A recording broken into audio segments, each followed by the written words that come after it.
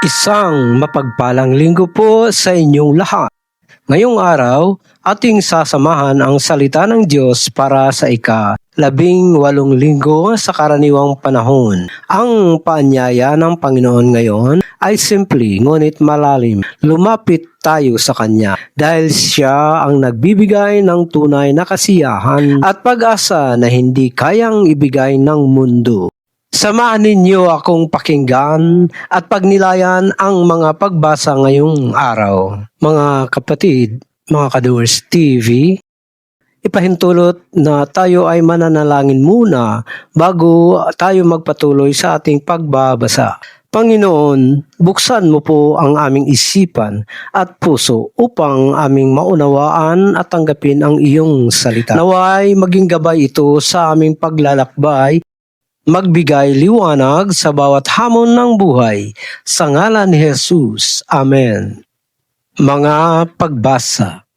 Ang unang pagbasa mula sa aklat ni Isaias, chapter 55, verses 1 hanggang verse 3. Pagbasa mula sa aklat ni Propeta Isaias. Ito ang sinabi ng Panginoon. Narito ang tubig, mga nauuhaw, ang mga walang salapi at lumapit at kumuha rito. Bumili kayo ng pagkain, hali kayo at bumili ng alak at gatas. Bumili kayo ng walang bayad.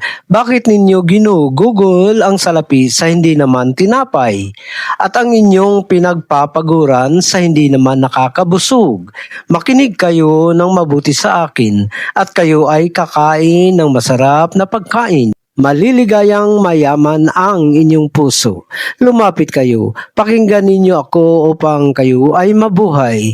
Gagawa ako sa inyo ng walang hanggang tipan, ang mga pagpapalang ipinangako ko kay David. Ang salita ng Diyos, salamat sa Diyos. Ang Salmong Tugunan mula sa aklat ng Salmo, chapter 144, verse 8 hanggang 9, 15 hanggang 16, 17 hanggang 18. Tugon, pinakakain mong tunay kaming lahat o may kapal. Ang Panginoon ay mahabagin at maawain, matyaga at sagana sa pagmamahal. Mabuti ang Panginoon sa lahat at puno ng habag sa lahat ng kanyang nilalang. Ang lahat ay tumitingin sa iyo nang may pag-asa. At iyo silang binibigyan ng pagkain sa tamang panahon. Ibubukas mo ang iyong kamay at sasapatan ng pagnanasa ng bawat nilalang. Matuwid ang Panginoon sa lahat ng kanyang gawa at magpakalinga sa lahat ng kanyang ginagawa. Malapit ang Panginoon sa lahat na tumatawag sa kanya, sa lahat ng tumatawag ng tapat. Ang ikalawang pagbasa ay mula sa aklat ng Roma, chapter 8, verse 35, verse 37 hanggang verse 39. Pagbasa mula sa sulat ni San Pablo sa mga taga-Roma. Sinong makapaghihiwalay sa atin sa pag-ibig ni Kristo? Pagdurusa ba? O kahirapan? O pag-uusig, o gutom, o kahubaran, o panganib, o espada.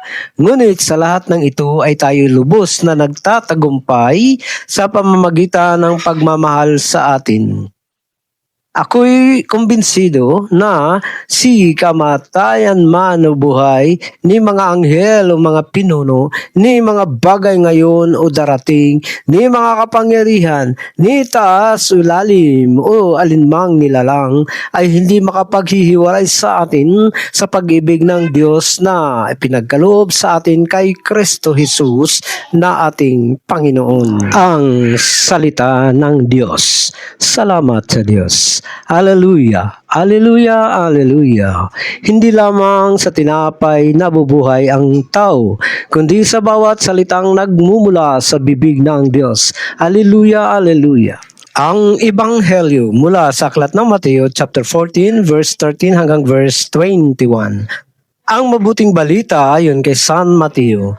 Nang marinig ni Jesus ang tungkol sa pagkamatay ni Juan Bautista, siya ay lumayo sa isang bangka patungo sa isang liblib na lugar upang mag-isa.